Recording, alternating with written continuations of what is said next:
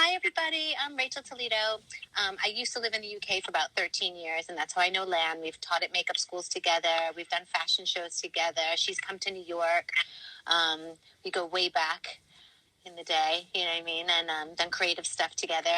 And now I live in New York, and I've kind of transitioned in the past year, mainly from fashion to more TV and film. Makeup. I did a lot of fashion. I still do a lot of fashion stuff, and do a lot of like personal stuff. But I really found my love. I love working in television, so that's what I do here.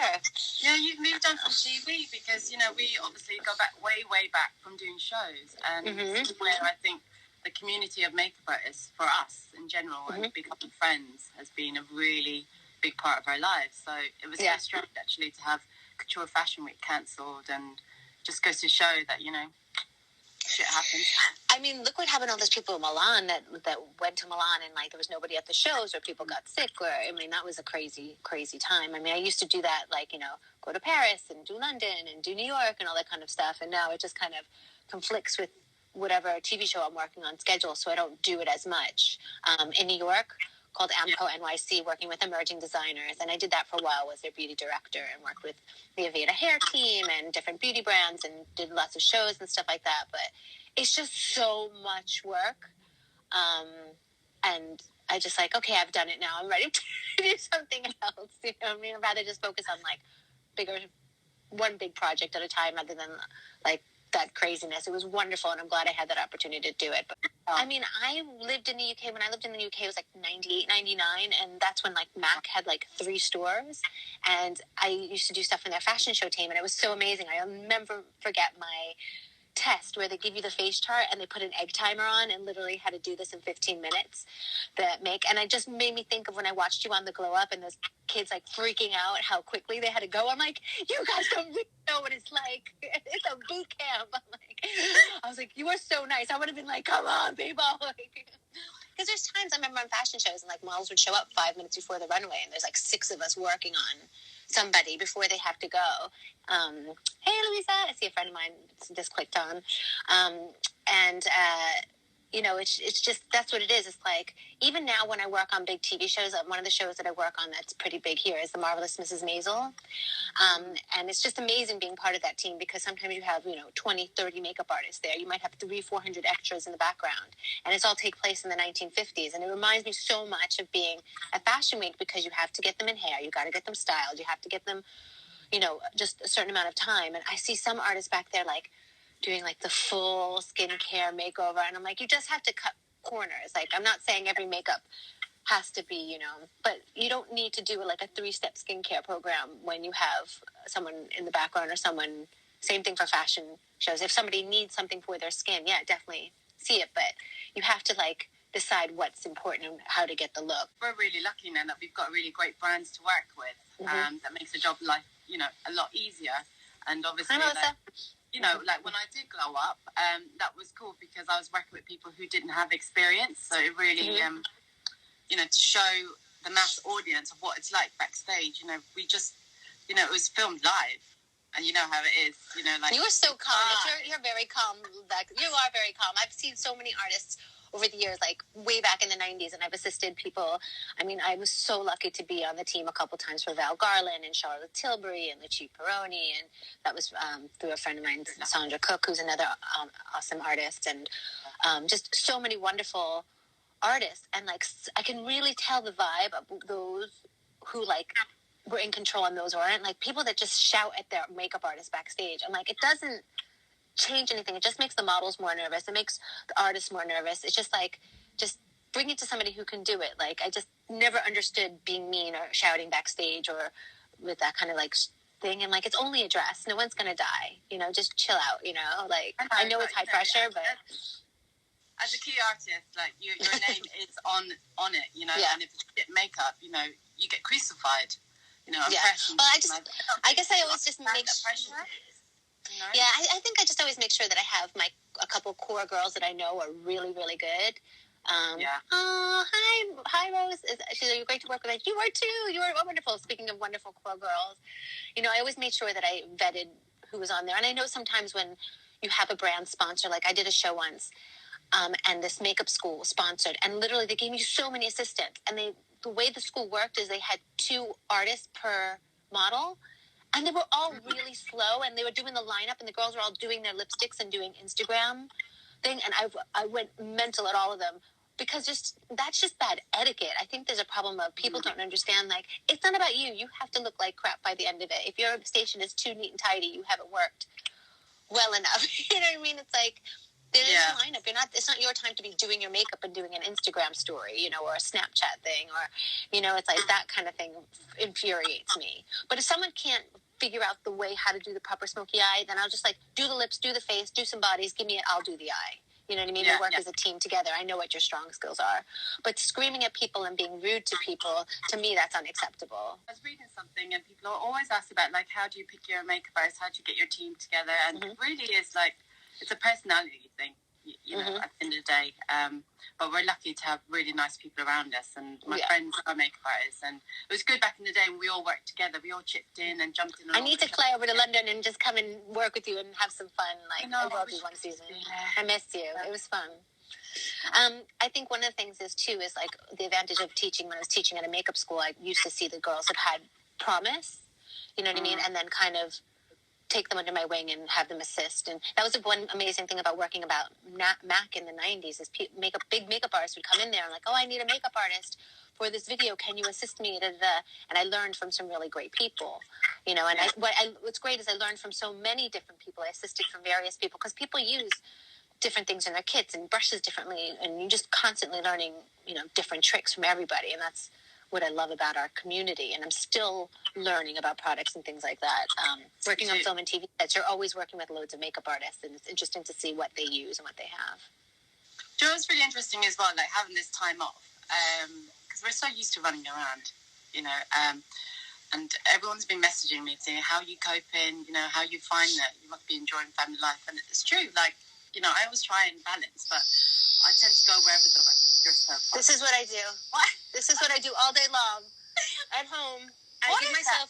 This is amazing. It's a beauty bar, and this is what I do when people are like, "How are you coping?" I'm like, I just sit and I like face massage. I like, you know, use every product. You know, yes, I can use a 12-step skincare now, where before I was like maybe taking a wipe off of my face. Like I have time to dry skin brush, and this one looks sexual, but it's not. It's this one. It's the massage.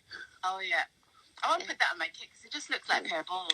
Yeah, it does. It looks like a little gold penis. You know, like all the face masks, like I love SK2. Yeah. SK2, there's nothing better for my skin than this. I mean, it's you know, it's definitely on the higher end spectrum, but it's so good. It's so good. But like, this is what I do now. How am I coping? I'm like, I'm doing Crest white strips every day. I'm like, I'm going to have the whitest, shiniest smile at the end of this quarantine. You know, like.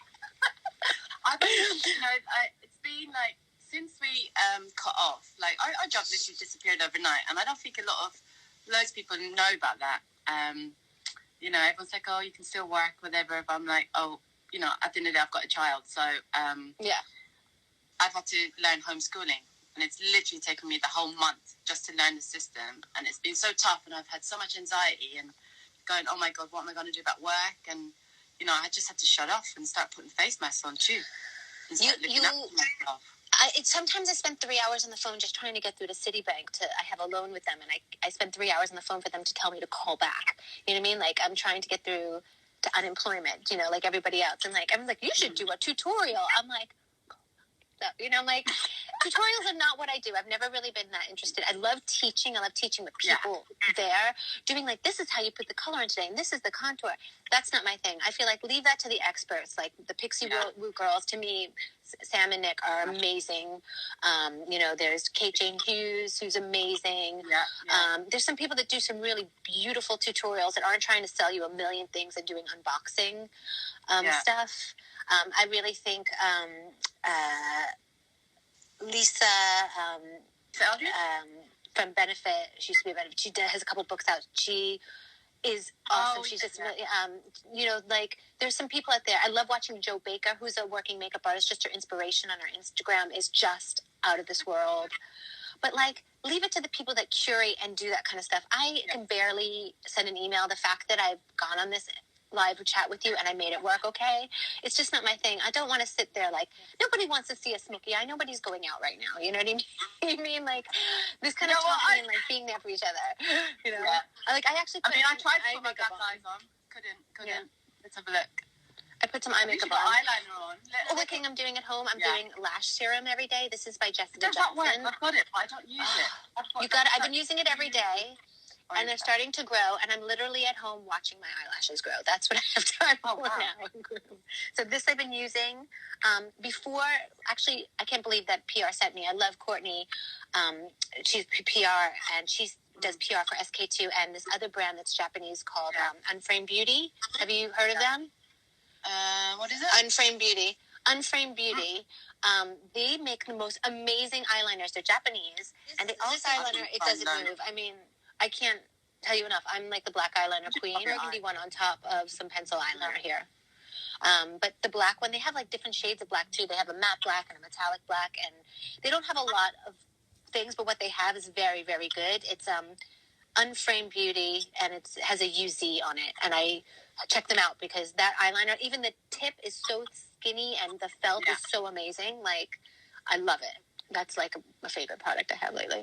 Like, you know, I feel like I don't remember what I look like anymore, you know? The fact that I have my hair washed and down, I pretty much have it in a bun every day. Oh, my God. I literally wet my hair, put some, like, Olaplex moisturizing cream in it, and leave it for the day in a bun, and then maybe wash it out 2 days later. I don't think that's how the product works, but that's, you know, as far as I can get till I can wash my hair. I'm like, just like, I can't be bothered. I don't have it in me. Okay, because you do a lot of hair as well. Hair and makeup. I don't do as much hair anymore. I'm in the New York Union, and you're not allowed to even pick up a hairbrush, which I love, because I did so much TV in the UK, and you have to do everything. You have to do hair and makeup, where in New York it's considered two different crafts, and I think it should be two different crafts because I can't do wig dressing, you know, and it's so much equipment to take, and it's so many things you can't focus on. I feel like it should be two different ones, you know, that's just me personally. But if you're doing somebody like, I have a celebrity in a hotel room and you got to travel with them a little bit and you're just like doing a beachy wave and some, you know, a simple beauty makeup, yeah, that's fine. Or if you have like kids, you know, kids is more hair than makeup really. You're just curling their hair or braiding their hair and giving them a little powder. But like for like a full-on look, I still think it should be two different crafts. I love working with hairdressers anyway. A lot of my jobs are with hair people. So. Yeah. You do all those wonderful hair shows and you get to be all creative. Rachel, do you think that after the lockdown, women are going to get high maintenance again with their makeup, more Mrs. Maple than new makeup? Actually, I'm hoping, this is my prayer for the world, that quarantine will give women the time to realize they don't need to do the Instabrow anymore. I'm so sick of that full-on, like, heavy, fully, like, it's too much. Like, I get that you want fuller brows, but it's like, I'm hoping that people will see what they look like without makeup and go back to glowy skin. Yeah, still get glamorous, but realize you can do that by putting on a lash or putting on a lipstick or a little bit of blush. But I feel like women have just put so much. Why do they all look like the Tin Man from The Wizard of Oz with a frosted nose? Or why do they all look like they're on RuPaul's Drag Race? Women don't need that much contouring. You know, I'm hoping that this will show women what they really look like, that they're really beautiful, that maybe they took care of their skin or let their skin breathe, and they'll go to something simpler that will have a trend of less makeup, because all of this, like, I think the Kardashians look the most beautiful when they don't have as much makeup on. You know what I mean? They've got their full flawless makeup, which you can't deny, because, like, if I went out, I love, like everyone knows, I love black eyes. Oh, me too. I love my freckles, and I think it's just levels of it, isn't it? You just don't want to see. What I'm finding now, what I've been testing is foundations, because obviously our skin changes every single day, and the texture changes, your pores, you've got all different problems going on everywhere, and it's like, there is no hero foundation. Like, you have to mix, you have to use whatever concealer or a lighter foundation on the skin.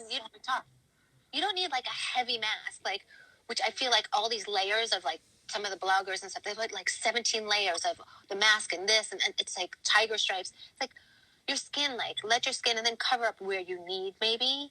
You know, like, I like a heavy concealer. I like Clé de Peau. I like NARS. I like the MAC SPF. But I don't put it all over my face. I put it where I need it. And then something lighter. My favorite foundations, actually, Makeup Forever, who I love, they just sent me the Reboot foundation. And I've been playing with that. It's really good. It's light, makes your skin look like skin. It says it brightens, it smooths, it primes, it hydrates, it evens out. And I have to say, it does what it says on the tin. It's pretty awesome. Have you tried Shiseido? No, I haven't. I'm not joking. Like, me and the girls, when we were using it at the shows, like, we had to just double look because the product just really refines the skin but looks so flawless. It makes you think that you've got, like, just a plastic face, but it's like you put nothing on. It's okay, that's so what I like. good. And the concealer. We were all fighting over the concealer. This is, okay, look at the color of this, how dark it is. This was my summer foundation. It's Tom Ford, the Flawless Glow. I like it because it's just, it's like a step above a tinted moisturizer. I sometimes use it as a liquid bronzer now because it's so dark. I put it on and it's like 17 shades darker than what I am now. Being outside a lot. And I put SPF on my face, everybody, and like I can get tan with a reading lamp. Like, I have that kind of skin. But it's expensive, this one. But I feel like, for me, I'd rather spend the money on the foundation and then have something really, really good. But that's just for me. Your skin is, then? My skin, I have very sensitive skin, so I'm allergic to everything. So if I put something that usually makes me flare up, that's why I'm very careful about my skincare and stuff like that. Most things that people are like, all the organic stuff, all the all natural stuff, I can't use any of it because they don't water down the plant action. Which one? Oxygenetics. I've never heard of it. Oxygenetics. It's like a pharmaceutical one. It's I found, like, working with clients, like, especially people in music, girls with, like, bad acne or people who are doing show work all the time and they've got bad skin, they tend to use that underneath and then use a normal foundation on top. And it's so good because it just never reacts. It's all natural ingredients, but it just actually improves the skin texture. And it's the only one that I sort of found that actually works. Okay, I want to see the link for that afterwards. Oxygenetics. Okay. I've been using, what I have the Dr. Dennis Grossman, they're little mini pads, and they're almost like at-home glycolic peels. It's like you use one wipe and then use another, and that really helps improve its skin texture and stuff like that. But I just feel like a lot of the organic and all-natural products, they're good, but they don't water down the plant extracts enough. So they're very harsh on the skin, all the little boutique brands. So even though, like, they're like, oh, it's all natural, sometimes it's not diluted enough, and that makes my skin just go and flare up. Because it's weird. I had beautiful skin as a teenager. When I got in my 30s, I had adult acne and, like, had perioral dermatitis. And now I'm in my, I guess, later 40s. My skin is much better again. It's just you go through another hormone wave. Yeah. What's that one? Oh, SK2. SK2. I'm, like, obsessed with their products. I'm like, it's worth every penny for their products. And I also like Earle, which is on the cheaper end as well. But that's pretty simple. That doesn't seem to bother me too much. It's harder to find here. I know it's more popular in the UK. It's a question here from Natalie. Do you both ever use a face mask for your skin? Yep. Yes. Today I've got the Celestial one, 5-minute primer, and I did the Skin 2 last night. I use this. I like skII have a blue one, which is a hydrating mask, and sometimes I sleep in it. I like things that I could sleep in, like the serum that works overnight. Sleep. Oh, just one of those ones in a bar, and then you just leave it on your skin. Yeah, like the skII one is in a blue tube, and it's very wet and hydrating. And sometimes I'll put it on before I have a flight, and then by the time my skin, I don't know if anybody else has this, but if I take a flight somewhere, I come off and my skin is like broken out as the dehydrated air. So I always like a good mask before or after. Looked at myself the other day, and I just looked like, I don't know if you guys remember the Addams Family, Uncle Fester. He's like really pale with like the dark rings around his circles of his eyes, because I just went so pale. So I just sprayed a little bit of this. I don't even know if it's for the face, but oh well, it is now. Sublime Bronze, like this L'Oreal spray tan. I just put a tiny, tiny bit on my face and neck, and I felt better. I felt like, okay, I've had a little holiday for a minute, It's a spray one. I've been using Amanda Harrington. Have you tried hers yet? Who? Amanda Harrington. No, I haven't heard of that. But she's done, like, she used to do all the body contouring and the tan contouring for people like Bradley Cooper and all the Hollywood A-listers and stuff. And she's launched her own brand. It's so good. You just put it on the brush, and then you just like literally just put it all over and contour the whole body. And you can just keep layering it, and there's no smell. Okay, after this, I want you to write down all these brands that I've never heard of. See, I love that. There's so many brands right now, especially now that I'm not in the UK. Of things that are here and things that are there. I mean, I put a whole bunch of my favorite things on the bed just to show you. Pat McGrath mascara. I haven't used that yet. Is that as good? Oh my God, it is so good. I would say, like, I've always been a fan of Benefit Bad Gal Lash because I like chunky big lashes and I don't like things that smudge. But I feel like the formula changed a little bit and it's a little bit more smudgy and wet than it used to be. This is so good. I mean, I put it on and it's like I have lashes for days. If you're worried about that you can't find your lashes, get this. It's so good and it doesn't smudge and it doesn't move and it's amazing. Ooh, wow. Chia seeds for a plane journey. I will try and remember that. Thank you for the tip. What else? Oh, this got sent to me. Like, it's all these things that is so crazy that got sent to me right before this all started. So that's what I've been doing, playing. Sigma Beauty is really... Do you guys have Sigma in the UK? And they sent me this little warm neutral eyeshadow palette, and it's just right up my street because it's all... I don't wear a lot of eyeshadow, but when I do, I like a smoky brown. Isn't that pretty? Really, really nice. And the texture is really nice, too. But that's okay because when I need that... I have another palette that I really love, and I keep this in my set bag at work because I never know if I just need a touch-up for something on set. And what is that? Oh, no, could it be? I was going to award-winning Revolution Pro in the house. Do you really but I love use it? I do really use it.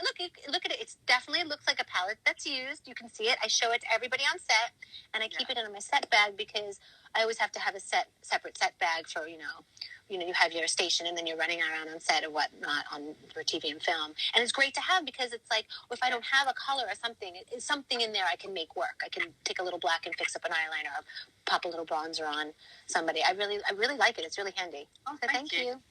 You're welcome. No, thank you. But you know what? It's really funny because I forget, that's mine. Hold on a minute, I've got my own palette. You've got your own palette. It has your name on the back of it. I do use that. This is another thing that I'm definitely the hugest fan of.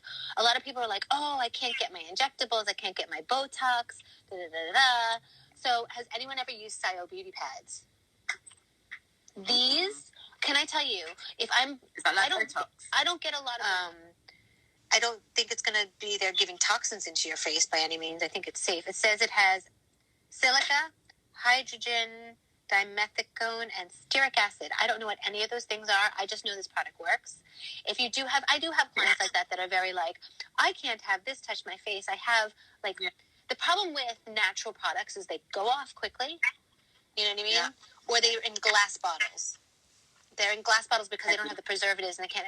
So I'm not going to lug an entire kit full of glass stuff. It's unless I have one client that's like a celebrity or something like that. I do have some vegan, organic, or natural stuff. I really like brands like we have a friend Kim in LA. Her glycerin stuff is really great for skincare. It's all vegan. It's all natural.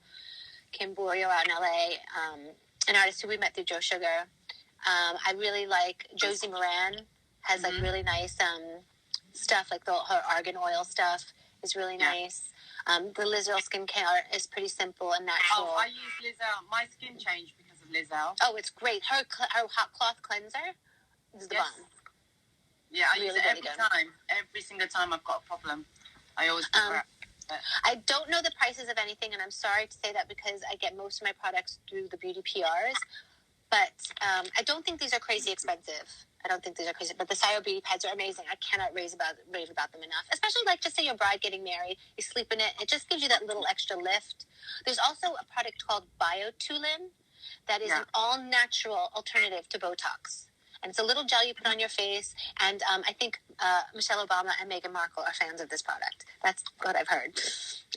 But it's really, really good. The Biotulin, a stylist that is very particular about all natural products, told me about this product. And it's literally like putting liquid Botox on your face. And it just kind of fills in everything. I like that. Mm-hmm. So if you have a client that's like a little bit skeptical about the all natural, we go through so much makeup.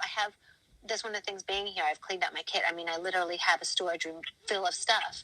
And unless I have a specific client that has particularly asked me for it, it just goes off. Like Tarte makeup's really great. That's all natural.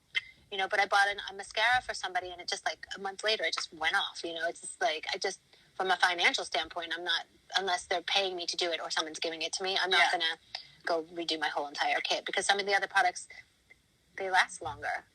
So... Some good recommendations there, Rachel. Thanks. It's so nice to see what you're using. Oh, this is also what I've been doing. If you have something to do, you can do a little sketching on your LansLondon makeup kit. I love this. I'm so proud of you. It's so funny when I meet makeup artists here and like they talk about your book or something. I'm like, that's my buddy Lan, you know, like. For makeup artists who are like obviously stuck and want to know like what to do, you know, for me it's always about journaling and writing down like where you want to be as a brand, as a person, makeup artist, who do you want to work with, write them all down. It's all a visualization. Look, in it I had colouring book. Nice. I know. Loads of different targets I always fill in, even if they're crazy ideas. It's just something to focus on, you know. Yeah. Really definitely. Important. And I think for those that want to do tutorials or just dress up themselves or, you know, just play around with color or do makeup on whoever they're quarantining with, you know, do it. You know, like one thing I've had to do a lot more this year is deal with facial hair. I've had to like really learn how to I took a barbering course, how to do clippers, because if you're on set and you have, you know, something in the 1950s, you have to make them look like a skinny little mustache or more of a 70s groom. And my husband, very blessed him, you know, he's got a nice thick beard, Brazilian. He's let me play on him to his demise. Luckily, it grows in fast, you know, but use clippers. And now I'm a lot more confident with it. So maybe there's something, maybe a curling iron, or maybe there's a brush. My biggest thing I found, which I found really weird with makeup artists and makeup schools, and I found this with when we worked together at makeup schools in London, and I've taught makeup courses here for Makeup Forever. I did some short courses, and makeup artists would come in, and I looked at the tools they were using, and they're like, I can't get this to look right, and they were using like the weirdest tools, or they didn't know how to use all their brushes in their brush belt. Take your brushes out and really learn how to use them, because a carpenter doesn't come to build a house and be like, I don't know what that wrench is for, I'll just keep it in my tool thing and use something else. You really should learn how to use all your tools and learn that different brushes give different payoffs of the look. So whenever you're doing something, pay attention to what brushes people are using. You know, if you feel like it's coming on really heavy, you know, like I always tell artists if they're assisting on a fashion show, don't just watch what color she's putting on. Look what brush she's using to achieve that look if you want it to be the same. Because there were so many times, like, I can't do an eyeliner, and they didn't know how to use the skinny eyeliner brush. They were afraid of it. Like, don't be afraid of it. Like, those tools are there to help you. Getting work. What's your opinion about getting work in the fashion industry or working for some major clients? Well, I don't know what the industry's like in Munich. How much of I know in Hamburg they have a lot of catalogs and clients and whatnot. I would do from Munich is if there is a modeling agency. I don't know anything about Munich other than I visited once 20 years ago for Oktoberfest, which was really fun. Great city, by the way.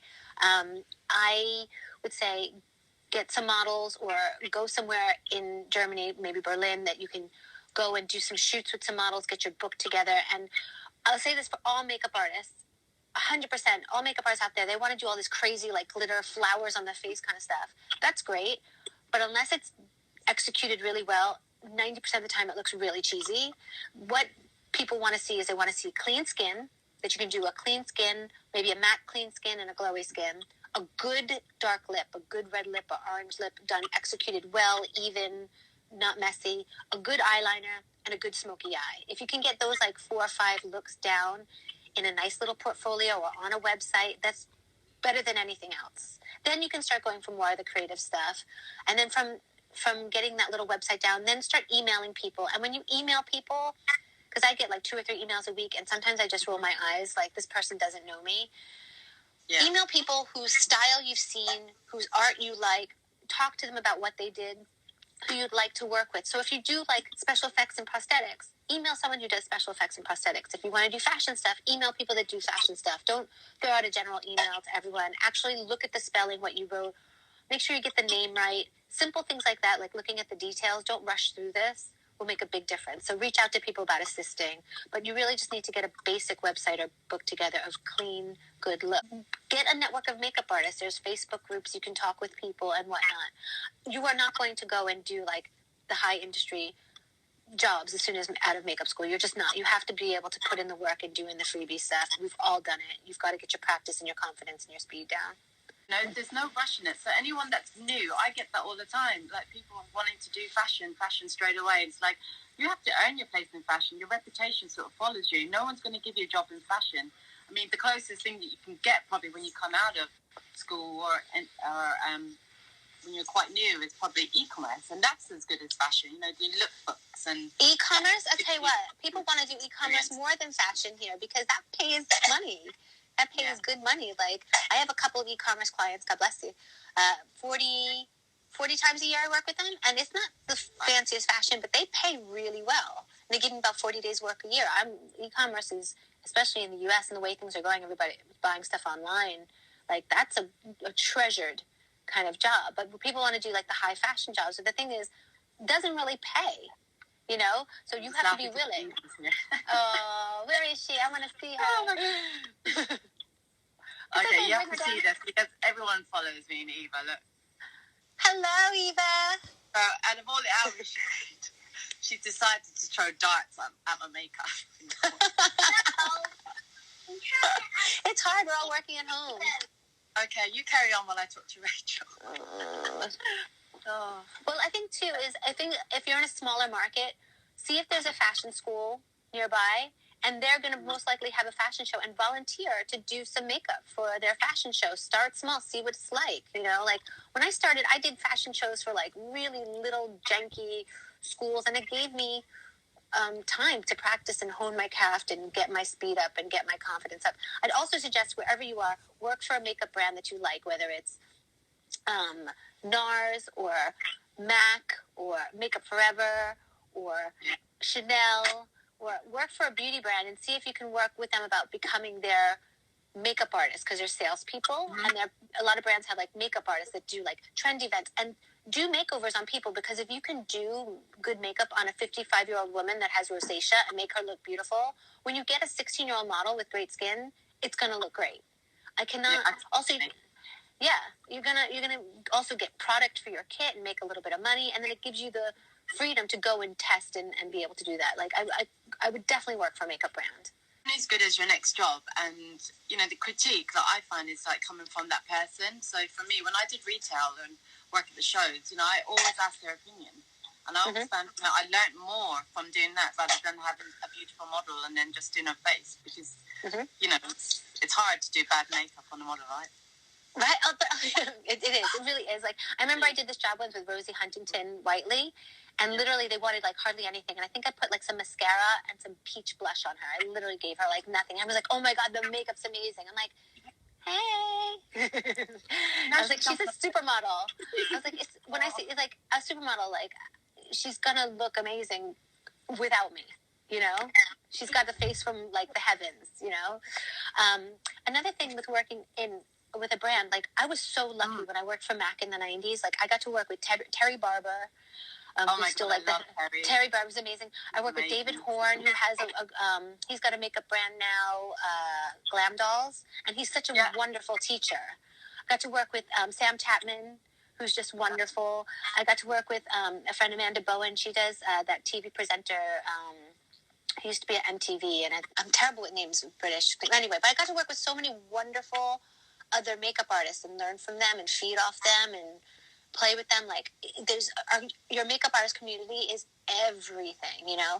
And it's really funny because I have a lot of friends that are makeup artists, and I can look in a magazine or look in a TV, and I can instantly, oh, that's Lan's makeup, or that's Sandra's makeup, or that's somebody's makeup. Everyone has a specific style, you know, and you need time to develop that, and that's not going to happen right away out of makeup school. It's just not. With David Horn, too, he is wonderful. Isn't he he's like one of the best makeup teachers I've ever worked with, because he was a graphic designer to begin with and knows a lot about color and color theory, and I just learned so much about looking at shapes and colors from a different perspective working with him. He's a wonderful teacher. I enjoy teaching because I actually care. I actually give a shit. You know, there's a lot of teachers. I remember worked for the London College of Beauty once, and they overcrowded this class with like 30 makeup artists and 30 students, and I was there by week 6 teaching a fashion show day. And the girls couldn't even match a foundation. And I'm like, what are you teaching these girls if they can't even put foundation on by week 6? Like, who's coming in to teach them? And I actually had an argument with them, and I left halfway through. It was terrible. It's important. If you're going to teach, you have to care, because those are the people I'm going to work with in the future. And I want people to show up with good set etiquette and know what to do, because they're going to be working with me or be my colleague on a show or something. And Instagram, there's some really wonderful makeup artists that I've been introduced to that I never would have known about, who all do their own kind of creative thing. But also there's a lot of people, like, they're having fun, but, like, I just feel like when I have, like, 14-year-old girls going, I need a palette and I need to put all this contouring. I'm like, no, you don't. You're 14. I don't even need that. Like, it's too much makeup. It's like, I just really, like I said, I hope that this quarantine has shown people that they can have beautiful, fresh skin, that they don't need to have, like, these Groucho Mark eyebrows and dirt lines down their face and Tin Man noses. Like, they've been snorting Frosted Flakes all the time. Like, it's just, what is that? I remember I started wearing makeup when I was, like, 14. Mm-hmm. I mean, oh, hi, Fran. Hi, Sandra. Got friends from all over. It's so nice to see everybody. Yes, I started wearing makeup, I'd say probably like 13. And I remember I wore Silver City Pink Revlon lipstick, which is a frosted pink. And I wore like a blue eyeliner. It was the 80s, okay? And I had a caboodle. And I had my Rave Pump hairspray or Aquanet and a scrunchie. And like the frosted blue eyeliner and like pink, Silver City Pink. And always mascara. Always lots of mascara and curled my eyelashes. That was like my thing. I used to have like that white eyeshadow all over. Mm-hmm. Nice. And then I could green. I'm like, it's so funny. Like what we used to use. Like I used to take I remember it was L'Oreal and it was a blush called Bebe or BB, and I used to use it on my cheeks and my eyes. I used to use the blush on my eyes, like one thing. I used to use like everywhere. You know what I mean? Like the one product that I had. But that was really fun. Like it's definitely makeup has changed and come a long way. And I have to say a lot of store brands like NYX, Revlon, like there's a lot of store brands that are really good if you can't afford. And people do have these things in their kit. Sometimes when I have like 200-300 extras, I'm not going to be using Pat McGrath mascara on 200-300 extras backstage. I'm going to be using L'Oreal, you know, because they're just a background person. When I have different makeup for different people. Like if I have obviously a celebrity, a VIP, you know, a beauty campaign, I'm going to be busting out my Tom Ford, my Chanel, my Dior, stuff like that. When I have my background people, I might be using, a cheaper palette. Although I do really like the Visart palettes for eyeshadow are really fantastic too. I don't know about you, just talking about like makeup and quarantine, like it was really weird. I remember about like a month ago, I've been, I guess, home for over a month, and being in the New York Union here, there's a lot being filmed. There's about 300-400 productions being filmed in New York right now. It's one of the reasons why I switched to more. I still do my fashion stuff, like I said, but I had bookings until June, and I literally within 2 days, phone calls. Hi, we're taking you off. We're canceling the production. We're closing the production. Whatever with the contestants. Like, I don't know. So my next booking is July, and I'm not worried because productions are all going to go raring to go start back up. I work for Netflix and HBO and all these big Amazon. They need to put content on. Everybody's at home watching things, but when I go back to work, I don't know. Have you got support then from the unions? I have. The union is wonderful. It helps me get like a good insurance plan, my pension, like a retirement plan and whatnot. And because I'm in the union, I was able to click onto unemployment straight away. Now in New York, what they've done is they've made freelancers be able to get unemployment as well, which is wonderful. But what I get paid in unemployment is like a fourth or a fifth of what I make in a week, you know? So, but luckily, like I have to call, you have to, like everybody else, you have to call credit cards and banks and ask them to defer like everybody else. But getting through to them, it could take all day. Like everything takes all day now. I've just given up. Really. Is your husband able to work from home or no? He's in construction, so he's working, but he's in an isolated, like, empty building, so he's fine.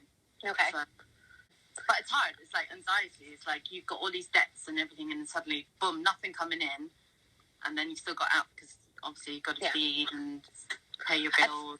I feel like I've cut down a lot of my bills, but like my renting of movies and my food bill has gone up.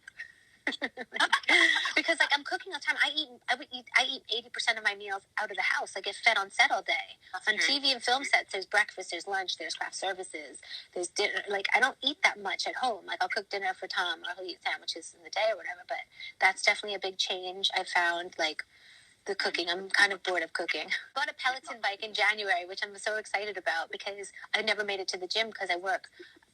Before this happened, I was working about 60-70 hours a week. I was working like 9 days on from 1 day off. Like I was working a crazy schedule. And to now be home, and I would never make it to the gym, so I bought an exercise bike, and I'm so glad I have it because now that I'm home, drinking cups of tea and eating donuts all day, at least I'm working out. So, color, not the chroma cakes. It's like It's like a cream color paint.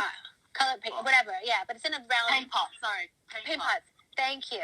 Those are great. I find I put them on people, and I could put them on more mature, crepier skin, or those. I put them underneath the eyeshadow, and they have a lot of fleshy tone ones. They're fantastic. Brand work is the hero one that we all use, right? Mm-hmm. Brand work. It's more that skin tone. That's brilliant. Mm-hmm. Yeah, that's really nice. I use those paint pots a lot. And then stay away from. I had to stay away from like. My friend was like, "Oh, I put eyeshadow every day, and it flakes off." And I'm like, "What are you using?" She's like, "Earle." I was like, "What? Buy a better brand of." It's Earle's like CoverGirl. Okay. I'm not trying to. Well, no, I'm going to slate Earle because I just don't like the eyeshadows. It's like chalk. So maybe try a different brand. You just have to play around with different brands. I'm not saying you have to buy Pat McGrath eyeshadows, but maybe try Revlon. Try something a little bit more reputable of what you use eyeshadow wise, and put a primer underneath. I'm still all about like going to the shops and trying everything out, swabbing it and playing with it. As soon as I swab it, I know exactly if it's going to work or not. There's a question for you, Rachel. What am I look? What part is it? The eye. What part do I make under the eyes? It's shadows. It's all about like how I use eye cream. I make sure that my eyes, but I use nothing too heavy. I like the skII eye gel that I'll put in the fridge. I like SK2's eye cream. I like the Garnier one with the little roller ball. But use some sort of eye cream to prep the eye, make sure that the skin is hydrated because it loses its elasticity, and that's where it tends to get crepey. I also keep it in the fridge. I think always a nice eye cream. Mm-hmm. How you apply it is really important. So, like, I tend to mix a bit of moisture, like you said, like in with the concealer. So the concealers that I love, and I tend to tap it and use my fingers, or use a little tiny beauty blender. Or you gotta warm it. I like Max the SPF concealers in a round pot like this with a little clear thing. They're really heavy, but you warm them up with your finger and dab it on, and a tiny bit of loose powder, maybe something from Laura Mercier. Something or just fluffy brush, and that tends to make it stay and go. I like the NARS concealers, but I like the ones in the pots better than I like the ones in the. I don't really like the liquid tubes as much. I also like Clé de Peau. It's a little bit more expensive. But I don't love the color range of Clé de Peau. They need to come up with a couple more peachier tones. I feel like warmer tones. They're not as great for dark skin. But I would try one of those 3 concealers. But the MAC ones are pretty reasonable. If you're given a celebrity you're working with a product that you've been using her because yes, all the time. All the time. All the time because and then what I do is straight away call the PR people and tell them. I worked with The Rock was here for his premiere of Skyscraper, and I did his mom's makeup. But she was awesome. She's like a badass boss, getting to work with The Rock's mom. And I gave her this Marc Jacobs lipstick, and she like was trying to give me money. She's trying to pay me for it. I was like, please, don't, it's fine. You know what I mean? Like, and then I called Marc Jacobs straight away, and I'm like, okay, Mama Rock, she loves Marc Jacobs. They love that. Like, when I always try to give them the lipstick or something like that if I have a celebrity. Especially if it's red carpet, down to events, generally they wouldn't have it because, you've got to be quite experimental and give them different looks. So it's important, I think, to introduce them. That's what our job is, introduce people to new products that we swear by. So I have Anastasia Beverly Hills have these like liquid lipsticks, and there's one kind of peachy lip color in particular that's really pretty. It's like kind of glossy and stuff. And I've given away so many of this one, and I'm always calling the PR, can I have another? And that's the reason why the PRs give us stuff is because we can get it into the hands of, such and such to use.